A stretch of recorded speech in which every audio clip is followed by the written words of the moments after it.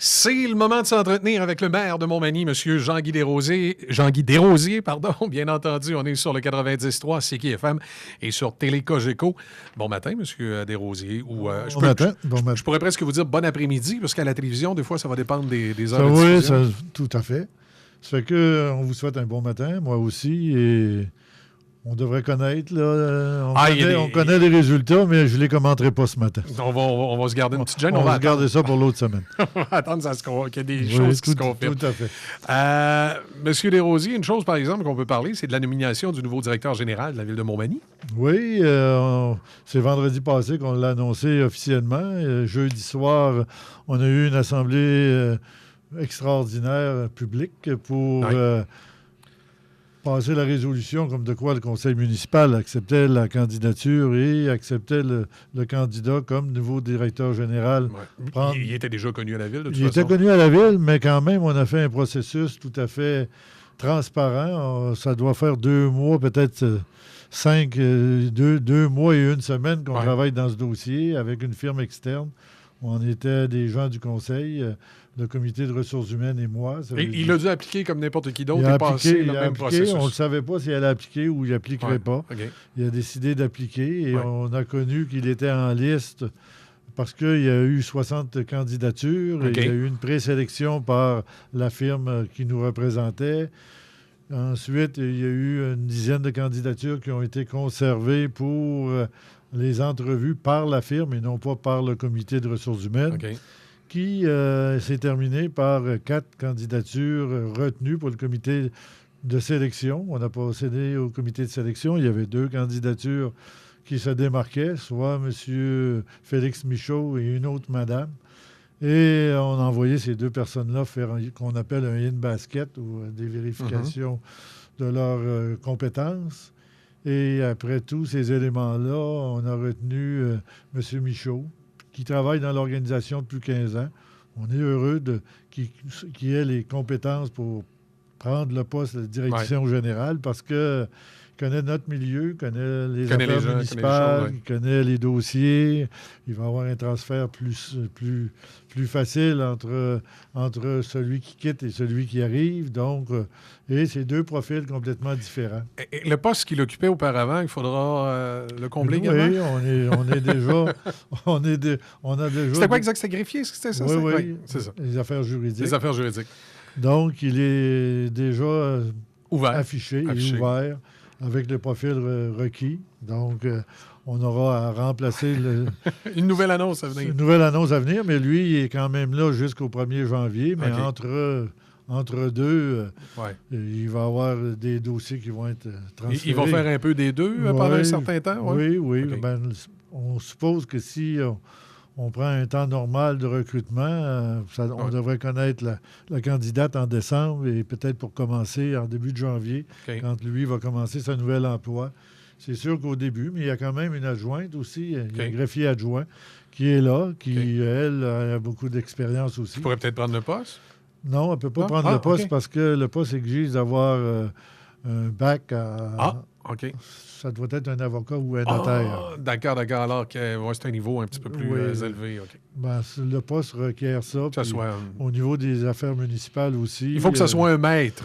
Oui, il faut que ce soit un maître dans son domaine. Exactement. Là, il y a plusieurs maîtres, mais ça dépend du domaine dans lequel on travaille. Les lampadaires sont posés. Finalement, le carrefour giratoire est en opération depuis la semaine dernière. Satisfait? Oui, tout à fait. Je pense que si on regarde l'environnement, ça donne un nouveau look à l'entrée de la municipalité. C'est beau. Je pense que c'est très beau. Ça a l'air d'être efficace. Un petit peu vite, par exemple. Il y a des gens un petit peu vite. Oui. Là, on a mis un détecteur de vitesse à l'entrée sud, j'ai vu à l'entrée nord. Mais là, peut-être qu'on va le transférer de l'autre côté aussi, parce que les gens arrivent très vite dans le carrefour giratoire.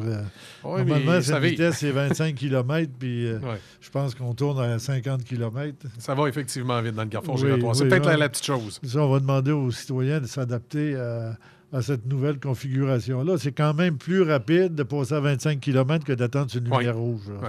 Ça fait que les citoyens doivent s'adapter à cette nouvelle infrastructure, et pour assurer la sécurité, On ne peut pas y aborder à 50 km/h quand quelqu'un est déjà engagé à l'intérieur du carrefour giratoire et on ne sait pas quelle sortie qui va prendre. Donc, c'est une adaptation. On demande aux citoyens qui nous entendent, d'être prudent. Il faut d'être prudent. Il faut l'utiliser avec beaucoup de doigté parce que c'est quand même, il y a des courbes, puis il ne faut pas arriver et être surpris par... Jusqu'à présent, il ne semble pas y avoir eu d'accident ou quoi que ce soit. Non. Tout semble bien aller à ce niveau-là. Dans l'expérience qu'on a des autres carrefours giratoires, ça arrive au début qu'il y a des gens qui n'ont pas l'habitude. Qui n'ont pas l'habitude puis qui peuvent mais souvent, c'est la vitesse. Des petits inconvénients. Puis si c'est la vitesse, c'est plus dangereux.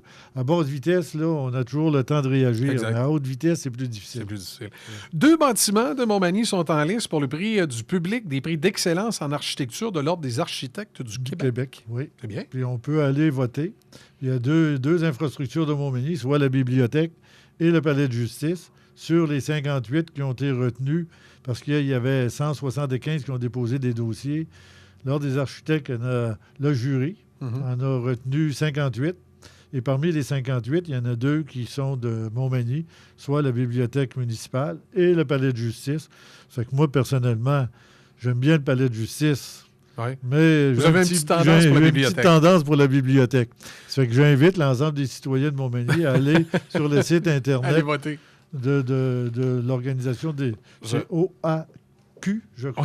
OK. Point quelque chose. Mais si on demande ça sur notre moteur de recherche, on va trouver, puis d'aller voter, s'il vous plaît. Si vous ne voulez pas voter pour la bibliothèque, mais votez au moins pour le palais de justice. Votez pour une infrastructure manimontoise. On n'a aucune idée pourquoi vous préférez plus la bibliothèque. C'est probablement un choix comme ça, visuel, personnel. C'est parce que c'est une infrastructure municipale. L'autre, c'est une infrastructure provinciale. Okay. C'est surtout ça. C'est une histoire de palier de gouvernement, finalement, monsieur le maire. Tout à fait. Okay. Moi, je suis le palier de gouvernement de proximité, donc je vote pour l'édifice qui représente plus la proximité. Mais le palais de justice, il est très beau aussi parce qu'il a été déposé au niveau international. Oui, effectivement, c'est une belle... Ils ont pu faire un beau mariage entre... Oui, puis on a jusqu'au 18 novembre pour aller voter. Là. Ça fait on invite les gens. Depuis le 14 octobre, on a jusqu'au 18 novembre. Okay. Moi, j'ai déjà voté. Puis là, dans ce cas-là, je peux dire pour qui je vais voter. J'ai voté sensiblement pour la bibliothèque. Dire le contraire, ça serait trahir mes origines. Je ne pourrais pas faire ça. Vous voulez me parler de Marquis Imprimeur, entreprise qu'elle vend dans les voies? C'est une entreprise très dynamique au niveau de l'imprimerie. Quand tout le monde de l'imprimerie c'est pas évident, ce temps-là. En grande perturbation. Exactement. Et eux, ils sont en croissance. Et ils ont des moyens très, très modernes. On peut faire imprimer un livre à distance en nombre de copies que l'on veut. C'est une infrastructure qui s'est modernisée puis qui est prête à répondre à l'ensemble de la clientèle, qu'elle soit américaine, qu'elle soit européenne ou qu'elle soit canadienne ou qu'elle soit locale. Je pense que Marquis Imprimeur, c'est une industrie qui se démarque. Okay. Faut le dire, c'est chez nous. Il ne faut pas être gêné de ce qui va bien chez nous, là. Souvent, on ne parle pas souvent des choses qui vont très bien. On aime mieux d'avoir les mauvaises nouvelles, mais quand il y a des gens qui fonctionnent et que ça va très bien, je pense qu'on doit en faire un peu de publicité. Moi, c'est mon cas. Je pense que Marquis Imprimeur, ça s'est démarqué. Il embauche aussi un nombre considérable d'employés. Il travaille presque 7 jours semaine, 24 heures par jour. Donc, je pense qu'ils vendent les voiles, puis il faut le souligner. Et eux aussi sont en recherche de main-d'œuvre, comme l'ensemble des industries. Vandalisme dans la ville, vol du noix en métal à la sortie du chemin des Poiriers. Ceux qui viennent de Québec, qui débarquent à Montmagny, vous avez vu qu'on a des bacs. Oui. Il y a une noix stylisée qui est à l'intérieur du bac, qui est fixée sur le fond du bac pour ne pas que les gens puissent... Il y a quelqu'un qui a volé ça. Mais ces oies-là ont été designées par des employés municipaux. Ils ont été créés à Montmagny, puis c'est un produit exclusif. Ça fait que si vous en envoyez en avant d'une maison, à quelque part, vous pouvez vous dire que l'origine, vous allez connaître l'origine. On trouve ça particulier parce qu'elle a été sciée à l'acier à fer. Ah ouais? Oui. Ça fait que celui qui voulait la récupérer, il a probablement essayé la première tentative en voulant la retirer sortir du sol. À la sortir du bac, mais elle était fixée il était fixé et soudé dans le fond du bac. Si vous voyez ça en avant d'un chalet, là, c'est un vol de quelque chose qui appartient à la ville de Montmagny. Puis je trouve que c'est une identification exclusive. Puis, ça fait colon un peu, en tout cas. En tout cas, non, mais on le dit. On trouve ça particulier de se faire voler des trucs comme ça. Des trucs comme ça. Je pense qu'on met beaucoup d'efforts pour se différencier des autres municipalités. Quand on a des signes distinctifs, ce qu'on aime, c'est de les respecter, comme les fleurs ou comme les arbres ou comme d'autres choses. Ça fait partie du patrimoine public. Monsieur Desrosiers, merci beaucoup. Oui, ça me fait plaisir. On va se reparler la semaine prochaine. Oui, tout à fait. Il va y avoir pas mal de dossiers chauds qui s'en viennent en ville. Oui, quand on parle des oies, là, des fois, c'est des dossiers chauds. Oui, oui, on en parlera. Oui, c'est possible. C'est possible. Il n'y a rien d'impossible. Merci, M. Desrosiers. Merci. Bonne semaine à tous. Bonne semaine.